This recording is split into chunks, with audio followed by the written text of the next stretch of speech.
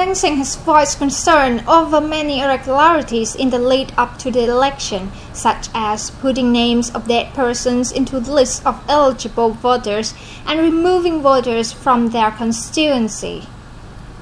He has called on electoral authorities throughout the nation to quickly resolve the problems before the poll on Sunday. The by-election to fill 48 vacant seats is important not because of opposition leader Aung San Suu Kyi's participation, but because it could allow Burma to put in place a fundamental structure for democracy. Burma missed an opportunity to do so when it held a general election in November 2010, as many people, including Suu Kyi, were kept away from the poll. The vote, which brought the Union Solidarity and Development Party or USDP to power, was widely viewed as badly flawed.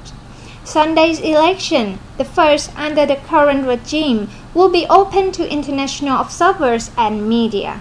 The government cannot afford to let the poll be denounced as unfair by international observers. Thein Sein said in programs on state-run television and radio that the by-election would be a test of government's commitment to political reform.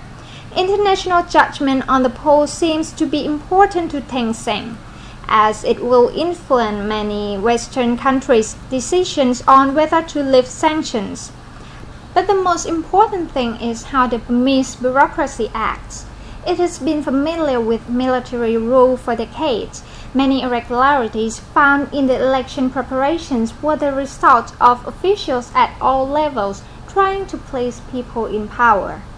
The media have reported that many local administrative branches have blocked or obstructed Suu Kyi's movements during her election campaign and did many things in favor of the ruling USDP's candidates.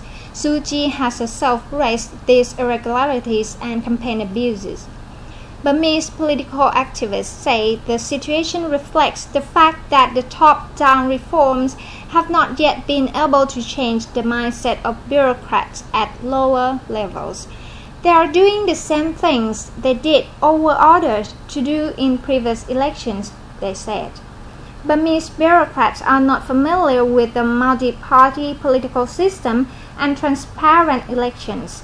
Some officials have no idea how to deal with opposition parties, ethnic groups, civil society, and international figures who want to participate, at least have a say in the political development of the country. Stakeholders in Burma's politics comprise not only the cabinet, military, political parties, and Suu Kyi, but also ethnic groups, both armed and unarmed, civil society groups based in and outside the country, and exiles and dissidents.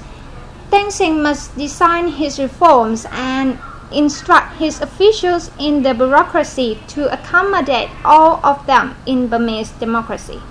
Supalak Kanchanakundi, The Nation's Analysis for ASEAN TV.